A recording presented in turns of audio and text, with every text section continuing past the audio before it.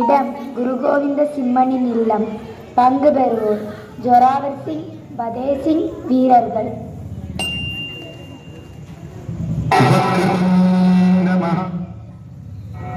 सूर्यकोटि समप्रभं निर्विघ्नं कुरु मे देव सर्वकार्येषु सर्वदा. தம்பி, நமது தந்தை நம்மை விட்டுவிட்டு இந்துக்களை ஒன்று திரட்டி அந்நிய முஸ்லிம்களை எதிர்த்து போரிட சென்றுள்ளார். என்று திரும்பி வருவாரோ? அண்ணா, நமது அண்ணன்மார்கள் இருவரையும் போரில் இழந்தோம். அப்பா போர் செய்ய சென்றுள்ளார். இந்த முகலாயர்கள் இந்துக்களை எவ்வளவு கொடுமைப்படுத்துகின்றனர். ஆம் தம்பி, கொடியவன் அவுரங்கசீப் செய்யும் கொடுமைகளுக்கு அளவே இல்லை. வயதானவர்களையும் சிறுவர்களையும் கூட ஈவு இரக்கமின்றி கொள்கிறான். தன் படை வீரர்களை ஏவி இந்து பெண்களை மானபங்கம் படுத்துகிறான். ஏன் அண்ணா, எதனால் இந்த பாவி இவ்வாறு செய்கிறான்? இது முகலாயர்களின் தீராத பகை தம்பி. கோடி கோடியாக பணத்தை அள்ளி வீசி பாமர இந்துக்களை விலைக்கு வாங்குகின்றனர். நமது கோவில்களை இடித்து அதன் மேல் மசூதி கட்டுகின்றனர். எத்தனை அநியாயம்! அப்பப்பா அண்ணா, நாம் வளர்ந்த இந்த அநியாயக்காரர்களை அடியோடு அழிக்க வேண்டும். கொடியவன் அவுரங்கசீப்பின் குடலை உருவி மாலையாக அணிய வேண்டும்.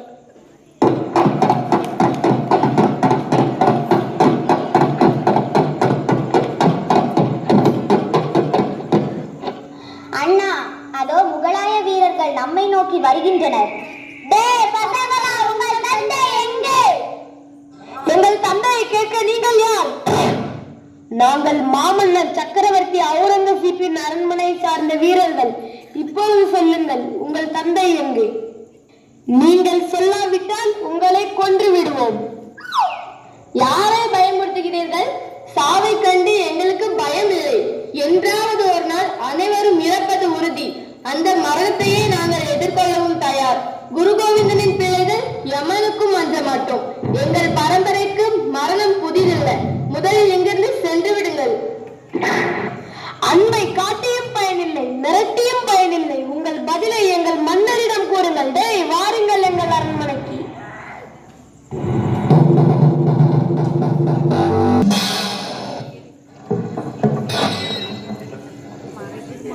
அரசே, நம் வீரர்கள் குரு கோவிந்தனை அழைத்து வர அவன் வீட்டிற்கு சென்றுள்ளார்கள். என்ன நடக்குமோ? அஸ்லாம் அலைக்கும் பாதுஷா. என்ன வீரர்களே, குரு கோவிந்த சிம்மனை அழைத்து வர சொன்னால் ஏதோ இரு சிறுவர்களை அழைத்து வந்துள்ளீர்கள். மந்திரியாரே, இந்த பசங்க தான் அந்த குரு கோவிந்தரின் வாரிசுகள். திமிரு பிடித்தவர்கள். தந்தை இருக்கும் இடத்தை கேட்டால் சாவுக்கு அஞ்ச மாட்டோம் என்கிறார்கள்.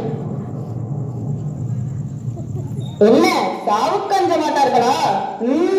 என்னதான் இருந்தாலும் குரு கோவிந்த சிம்மனின் பிள்ளைகள் அல்லவா? அவனுடைய ரத்தம் தானே. சரியாக சொன்னீர்கள் மந்திரியாரே. எங்கள் உடம்பில் ஓடுவது எங்கள் தந்தை குரு கோவிந்தனின் குருதி மட்டுமல்ல, எங்கள் தாய் மண்ணை, தாய் மதத்தை அடிமை கொள்ள நினைப்பவனை அழிக்க வேண்டும் என்று கொலைவெறியும் தான். என்ன திமிரடா உங்களுக்கு? அரசர் முன்பு குரலை உயர்த்தியும் தலையை நிமிர்த்தியும் பேசுகிறீர்கள். தவறு செய்தால் தலை தாழ்ந்து நிற்கவும், தவறு செய்யாவிட்டால் தலை நிமிர்ந்து நிற்கவே எங்கள் தாய் போதித்துள்ளார். எங்கள் இந்து மதமும் அதையே போதிக்கின்றது. அரசே, இவர்களின் பேச்சை பார்த்தீர்களா? நீங்கள் அமருங்கள், நான் கவனித்துக் கொள்கிறேன். சிறுவர்களே, உங்கள் தந்தை எங்கே?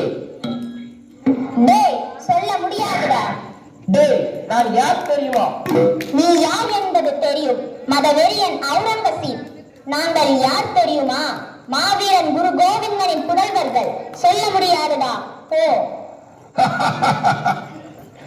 நீங்கள் இருவரும் வீரர்கள், வீரத்துடன் நடந்து கொள்ளுங்கள். நீங்கள் உங்கள் இந்து மதத்தை விட்டு எங்கள் முஸ்லிம் மதத்தில் சேர்ந்து விடுங்கள். உங்களுக்கெல்லாம் பணமும் பதவியும் தருகிறேன். நாங்கள் உன் பணத்திற்காகவோ பதவிக்காகவோ எங்கள் மதத்தை விலை பேசும் அளவிற்கு நீசர்கள் அல்ல. எங்களுக்கு எங்கள் மதம்தான் பெரிது. நாங்கள் இந்துவாகவே பிறந்தோம், இந்துவாகவே வளர்ந்தோம், இந்துவாகவே இறப்போம். எக்காரணம் கொண்டும் மதம் மாற மாட்டோம். நீங்கள் எங்கள் மதத்தில் சேராவிடில் நான் உங்களை கொன்று விடுவேன்.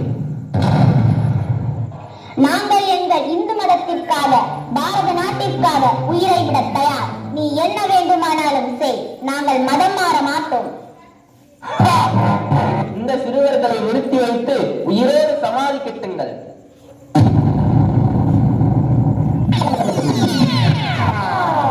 காட்சி 3. இடம் அவுரங்கசீப்பின் அரண்மனை. பங்கு பெறுவோர் ஜொராவர் சிங், பதேஷ் சிங், அவுரங்கசீப். சிறுவர்களே, இன்னும் சிறிது நேரத்தில் உங்கள் உயிர் பிரிய போகிறது. இப்போது சொல்லுங்கள், நீங்கள் மதம் மாறினால் மகிழ்ச்சியுடன் வாழலாம்.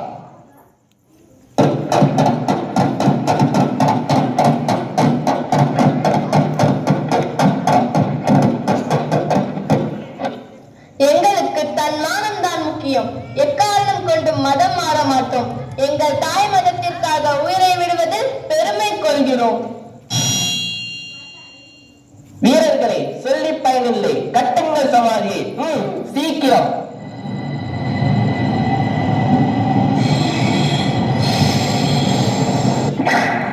அண்ணா, ஏன் கோழை போல் அழுகிறாய்? நாம் குரு கோவிந்த சிம்மனின் வீர புதல்வர்கள். இந்து மதத்திற்காக பாரத தேசத்திற்காக உயிர் விடுவதை புண்ணியமாக கருத வேண்டும். நீயா கோழை போல் அழுகிறாய்? உன்னை அண்ணன் என்று சொல்லவே வெட்கப்படுகிறேன். ஐயோ, வெட்கம் வெட்கம். தம்பி, நான் மரணத்தை கண்டு பயந்து அளவில்லை. அண்ணனாக பிறந்தும் எனக்கு பின் பிறந்த உனக்கல்லவா பாரத தேசத்திற்காக